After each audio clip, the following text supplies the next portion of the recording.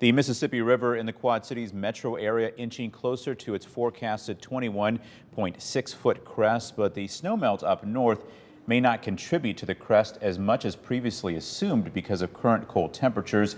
Instead, rainfall could impact river levels. The NWS saying even small and medium amounts of rainfall won't react the same way they would normally due to high water levels in the Mississippi backing up smaller creeks. Since we haven't had a lot of rain, people might not expect the creeks to come up quite so quickly, but because they are backed up, even smaller rain events could cause some outsized flooding for that type of precipitation. The NWS expects the Mississippi River near Rock Island to hit the 21.6-foot crest as soon as May 1st. Not only are restaurants and businesses seeing an economic impact from the flooding, so are nature preserves and campgrounds.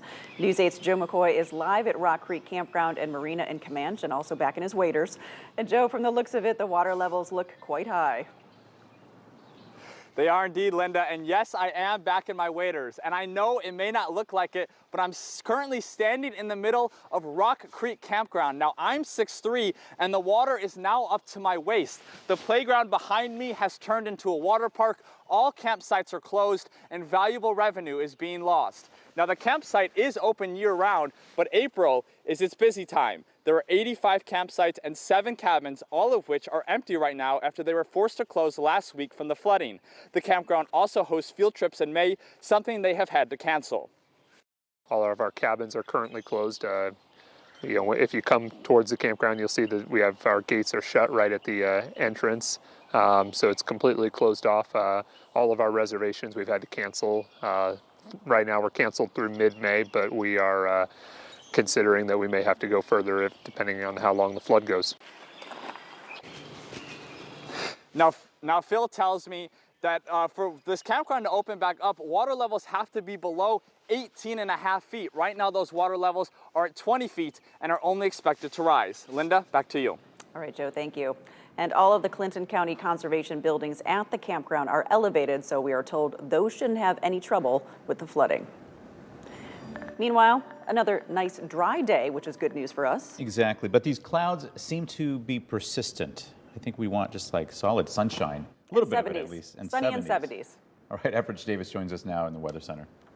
Oh yes, the sunny and 70s will make its way into the area a little bit later this week, and those clouds, good news, will start to go away as we go throughout tonight, but that's going to cause us to have some cool temperatures. We do have some warnings and advisories out for some winter-like weather. Temperatures are currently in the 50s across the board, 51 in Stockton, 57 in Muscatine, 56 in Galesburg. We did have that rest of the rain from last night clear out of the area a little bit earlier today around the mid-morning to afternoon time. We see that heaviest band is down to the south near Burlington and Roseville. About half an inch of rain was expected. We do have a freeze warning in effect from tonight at midnight until 8 a.m. We see the Mississippi River is lit up in green. They're still under a flood warning. We also have a frost advisory down towards Warren County, Des Moines County, Knox County, for example. This is going to last from midnight again to 8 a.m. Our next 8 on 8 shows that we're currently sitting at 55, getting down to 42 by midnight, having those skies become clear.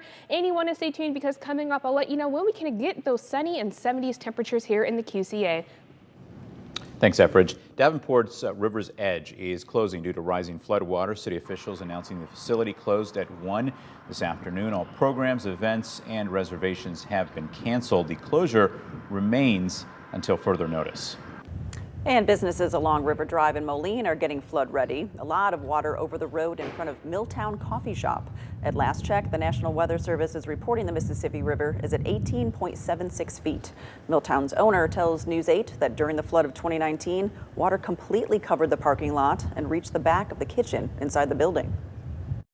As long as I can keep it out of the building itself this time, I will be happier, but for right now it says it's only rising to about 19-ish feet. If it stays there, we should be okay. Once it gets to the 20, 21, 22, then I'll start to really worry. Milltown's owner says if the Moline location is forced to close, workers will still be able to pick up shifts at the Bettendorf location. And it's a similar story on the Iowa side of the river. News 8's Cesar Sanchez shows us how the impact on business has more to do with the flow of customers than the flow of water. Downtown Davenport businesses are seeing road closures around them, but they're reminding everyone that it doesn't mean that their doors are closed for business. I'll have that ready for you in like 15 minutes. Lopez is one of many businesses that were impacted by the 2019 flooding. Back then, we really didn't have any employees at that time. Now that we do, we definitely want to protect them as much as we can. With river levels rising, Andrew Lopez says they're keeping an eye on it. A lot of the concerns are just getting people down here to the store to provide and make money to keep these people around. You're welcome, guys.